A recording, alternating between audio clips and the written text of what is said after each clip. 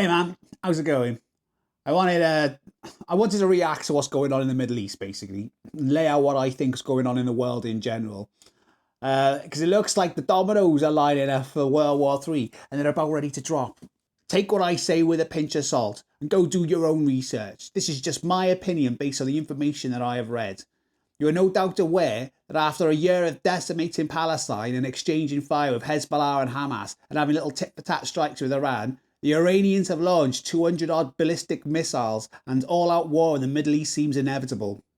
From what I can gather, this escalation will give China and Russia the means to fulfill their military ambitions. We'll get to that in a bit, yeah? First, here's a controversial statement for you. Netanyahu is on a holy crusade, allegedly, and wants to reclaim the promised land, as described in Genesis 15:18, which reads, "To your offspring I assign this land from the river Egypt to the great river, the river Euphrates."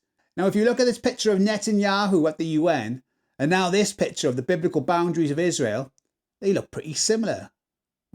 Just saying. Now, you can't just go about waging wars in the Middle East without some serious clout to back you up. Enter Israel's allies, the Yanks and the Brits, who are providing military support. Now, on the one hand, destabilising the Middle East serves Western interests to some extent, as there's plenty of that juicy oil to get, and we're not quite carbon neutral yet.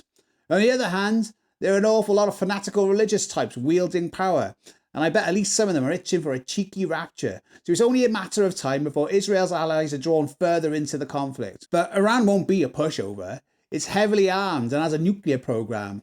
In March of this year, it entered into a new level of military cooperation with the Ruskies, providing ballistic missiles and munitions in exchange for some high-tech Russian war machines, and who knows, maybe some weapons-grade plutonium to boot.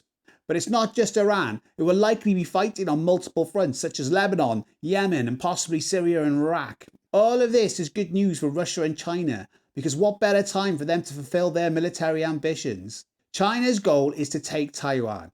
If the Americans are tied up in war in the Middle East, they will be stretched pretty bloody thin. In case you don't know, Taiwan is at the forefront of the semiconductor industry, and it makes the chips that power all of our lovely devices. If China takes Taiwan, it will gain economic strength that will threaten the balance of power and diminish America's stance on the world stage, which is already in decline due to the economic crisis and the de-dollarization within global trade.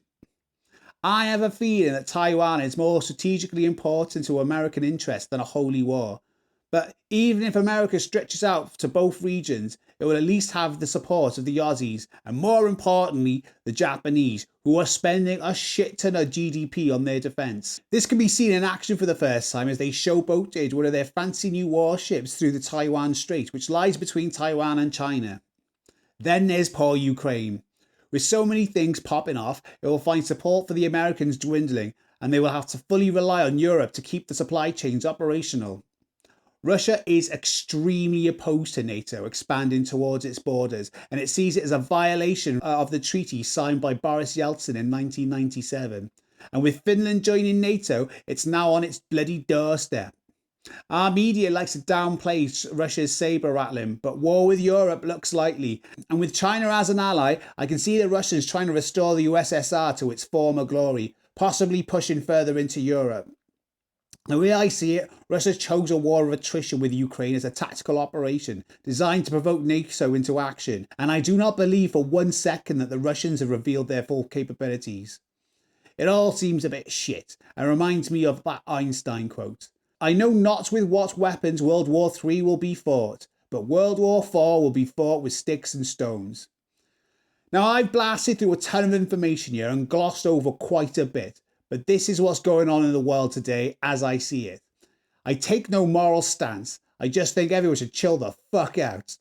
The actions of world leaders are not a reflection of its citizens, and I hope I'm bloody wrong about all of this and a diplomatic resolution can be found to end all hostilities. War is abhorrent and has no place in our civilization except to serve the needs and wants of the ruling classes. So that's what I think. Let me know in the comments what you think. Am I on point or am I way off base? Either way, stay cool, be happy, peace!